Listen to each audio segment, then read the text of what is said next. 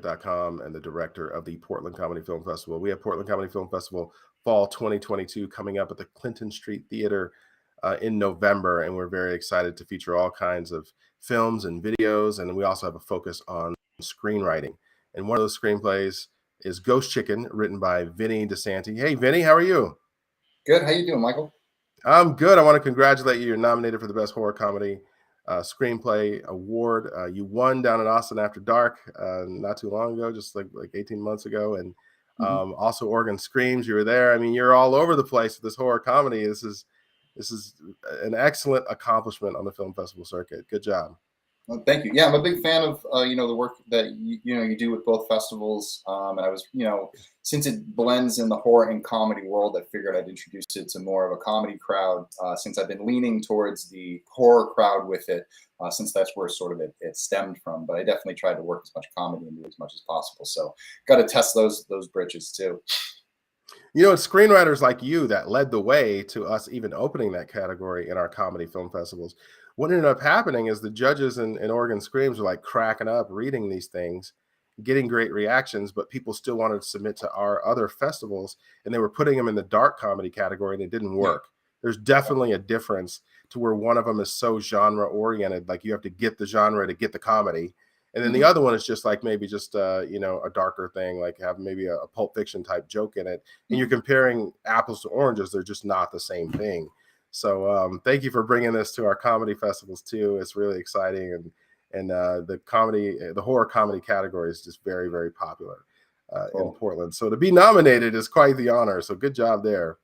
Yeah, always. It's always a nice addition to get selected, and then obviously to be nominated is always a great thing. There's so many great screenwriters that put their work in every year. Friends with a lot of them, so I see a lot of familiar faces. So it's always nice to sort of the competition of it, but it just shows you that like you're reaching that level, that you're putting in the work, and it's being enjoyed. And I think that's mostly what we want as filmmakers and screenwriters. We just want people to enjoy our work. So it's a great sort of reassurance that people are enjoying it, and you're on the right path. Thank you. Good stuff, man. You definitely earned it. I don't want to ruin the story, because I'm one of those people that you ask me something, I go right to the end. So I'm going to ask you to put the synopsis in your own words, please. Yeah, Ghost Chicken is a film about a vegan restaurant haunted by the ghost of a chicken and the one girl who's determined to figure out why.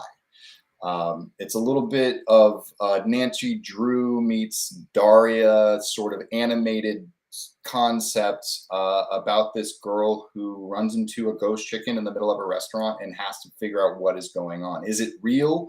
Is it something she's seeing in her head? And if there's a fun sort of path through different characters and meeting different people, but it all takes place in this restaurant, and we sort of get a sort of I'm sort of making fun of that genre, that scene a little bit. I spent 14 years in LA. I went to a lot of vegan restaurants. There's certainly a certain attitude in the air when you go to those places.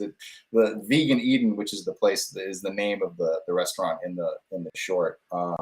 Definitely based on some places I've actually been to. So it was a lot of fun. And some of the people who worked on we've gone as far as like storyboarding parts of it. And so we've had vegan storyboard artists sort of like laugh at it and laugh at themselves. So I think that's really sort of the mood of it. There's a horror element, but there's sort of a laughing at yourself satire to the whole thing as well.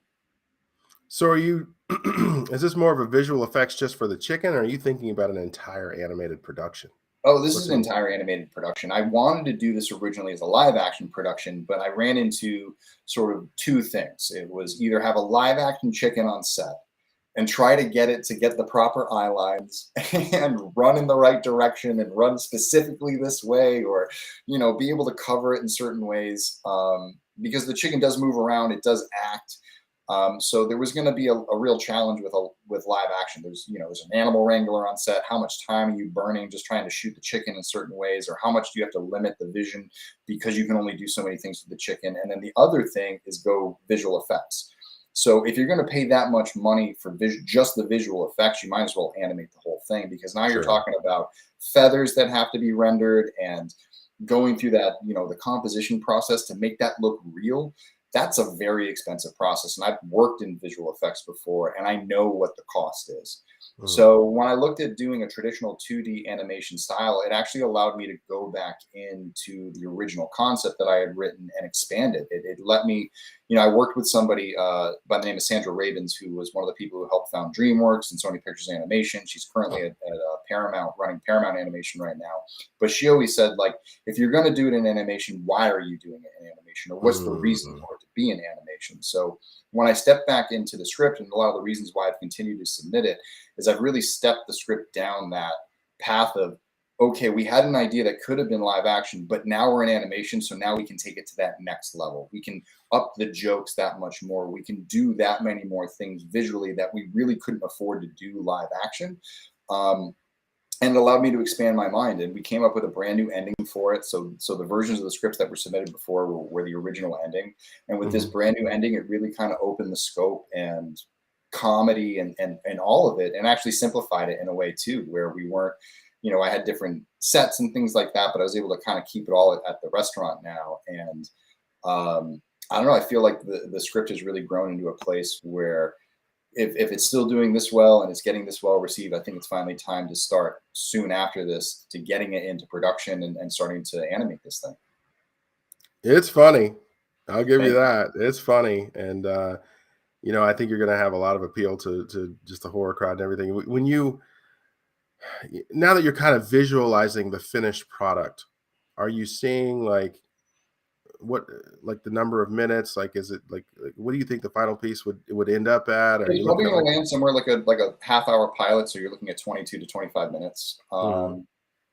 We have it in. I have a full animatic that was cut based on the first version of the script. A brand new ending was put onto the end of that. It's basically one for one in time, and I was landing at 22 minutes in that reel. Mhm. Animation usually grows it out like another minute and a half, 90 seconds, so it could grow into that. We could make cuts and trims and maybe to speed some other parts up too. It's one of the next steps we sort of have to take as we go into the second round. But yeah, I mean, I'm looking at it, I could present it as a pilot. I think that not only does this story stand on its own as its own fun little adventure for Lexi, the main character, the chicken, her friends, and the people of Vegan Eden, but I think that there's a bond that can sort of form with these characters that can continue into other ghostly adventures. So it's something that I've been looking to expand and sort of use this as a template to say, like, I think that there's this little chicken has legs, and I'd like to see it run. So we'll see. We'll see what that happens. But right now, the next step would be to get it animated, and we've been lucky enough to be partnered with a few different people. Mako Animation, which is based down in Mexico, has shown interest in animating the film. I'm actually working with them on another project right now that's animated, as sort of our first sort of venture into this world together. And it turns out that prior to writing this, I didn't know this, but realized it as I went along, that both chickens and ghosts are very popular in Central America and South American culture. So it's sort of like a double home run to put them together. So I sort of not only want to develop this for a local American audience, but I want to develop this for a Latino and Central and South American audiences that I think would really enjoy this in Spanish and Portuguese. So it's something that we're going to try to work together on to sort of expand it out to even to that, to see if there's other, markets around the world that will enjoy the story, since it's really tied into certain things in those cultures that they really, tend to drift towards. Man, yeah, this sounds like it's going to be fun. So you're envisioning it being just kind of an ongoing series. Yeah, I think it could be. I've outlined a couple of episodes and what I think the arc could be, what the rules would be. Nice twists and turns. Like, there's a nice little formula to the film that sort of, has to deal with the chicken sort of leading our character on adventures, sort of haplessly. The chicken has no rhyme or reason. It really has no way to communicate other than being a chicken. Whether or not it's a ghost or not, you'll have to find out by either reading or watching it eventually. Um, but that there are no we're not cheating the world of sort of using animation to have the chicken talk or really have this relationship in a way that you would think of like Brian and Peter in Family Guy. But Mhm. that it's, I think it's funny when one character can talk and another character can't. There's a lot of Mm. comedy mind on that. There's also just the comedy mind of like messing around with chickens and how sort of dumb they are, but in their dumb logic also being kind of brilliant. So I think like I said, there's a lot of opportunity for comedy, and I think for me, my biggest hope would be to sort of bring in a team of people of different backgrounds with different things that they can add to the film to expand on these stories. I have a few that I want to do, but everything I've ever worked on has been animation wise a team effort. And the more people you kind of bring in and butt heads with, or not butt heads, but like put your heads together and synchronize, you come up with these bigger and better stories that you on your own can only take so far. All right. Good stuff. Well, are you working on any other projects aside from this at the moment?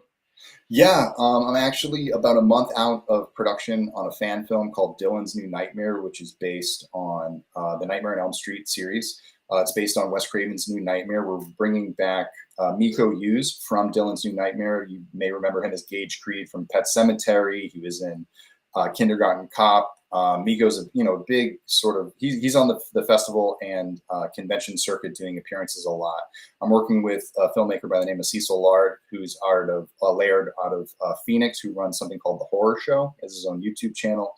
And it's cool. It picks up 20 or 30 years after the events of Wes Craven's New Nightmare. It's young Miko, or it's an adult Miko based on the young Miko who he actually played in the film growing up, but Freddy as that dream demon in the meta world still coming after him, and him losing his grip on reality and sort of Freddy using this to get back into the real world. That one's going to be designed as a pilot, probably 20 to 30 minutes, and we shoot first weekend of November and hopefully release sometime mid next year.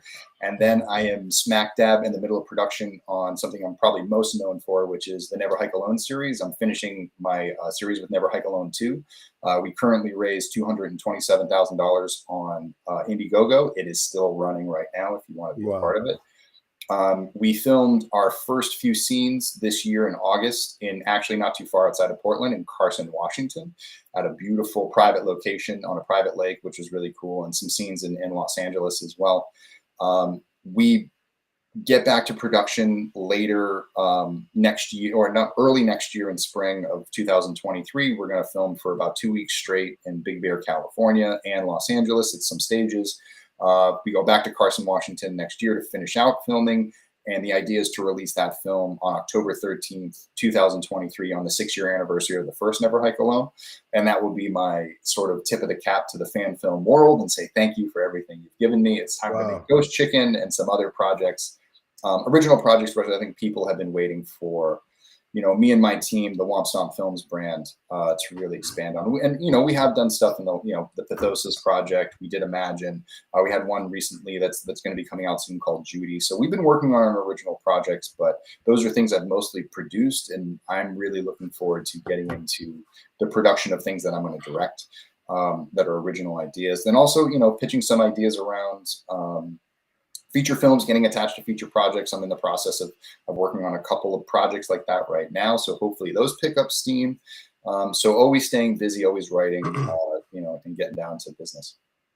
All right, good stuff. Well, I definitely want to link your Indiegogo in the description of this video, help you in any way I can. And hey, check back in with us. You're working on a project. Obviously, you're an alum. Anything you're working on, anything you're crowdfunding, anything you're releasing, let me know and we'll set up an interview. Yeah, definitely everything that we release and do, I'm going to be putting through the circuit. I think you do such a great job with it. I've always enjoyed our back and forth. I'm glad that we've actually had a chance to sit down and talk. I still owe you a coffee when I come to town. So next time I'm around, I'll definitely, schedule some days and we can sit down and talk shop. But, I've always been very grateful for the Portland community, the things you're doing with Austin After Dark. I always felt very included and very, grateful for the fact that you've been very good to our projects and we've done very well at your festival. So it's definitely an honor to sit and talk to you and say thank you for everything you've done for us. Oh, thank you, man. You've earned it, and you've really done a great job. And I don't know if it's much closer, it's the same time zone, but we've got the Georgia Comedy and Atlanta After Dark coming out pretty soon. So maybe we'll see you at one of those next year. Maybe it's a little bit easier to travel. But yeah, it's good. I'm glad we're doing this interview series. It all started as just going live with somebody on Instagram and not taking it really seriously. And now I get to know people that, logistics, it's like if you don't come to the festival and I don't get to meet you, sometimes just festival after festival rolls on and I never get to meet. So I'm glad we sat down. Judges all over have a lot of respect for your work. Completely different groups of people, I might add. Really, really respect your work. So good job by you. And Thank best you. of luck. It sounds like you have a full slate. So best of luck on your productions. Yeah, I'm going to be busy for the next year is going to be very, very busy. In fact, I'm back in Massachusetts right now with my family, back in my hometown, just because the production for Never Hike Alone 2 is so big and there's so much to do that I needed some private concentration time. So this is going to allow me to both work on Never Hike Alone 2 and we'll be cutting Ghost Chicken and sort of just trying to make time to do stuff like this and network and get ready for life after Never Hike Alone, I guess you could say. There you go. It's been a journey, it's been a big ride, and it's opened a lot of doors. It's made me a better filmmaker. It's introduced me to a lot of people who without I wouldn't have met. And I think the number one request I keep getting as I keep doing this is, oh, when are you going to do some original work? And so I'm looking forward to being able to be like, well, here it is. There you go. And hopefully Ghost Chicken's one of those first things right out of the gate, because this is a project I really believe in. It's something that came to me while I was at a vegan restaurant, sitting with a friend, literally having the best vegan burger I've ever had in my entire life. And the entire story of Ghost Chicken sort of popped into my head in that moment. Wrote it on the plane on the flight home. And it's been about a 2.5-year journey of writing that script and rewriting that script and improving it. So it's definitely something I put a lot of time and attention into, and really kind of finely tune the details. And it's been on the blocks long enough. It's time to take it out around the block and take it for a spin. That's a great story, man. What an inspiration. You just get that story, it comes to you. That's very cool. Well, I enjoyed my time with you today, Vinny. Me as well. Don't be a stranger. Anytime. You can always reach me out anytime you want.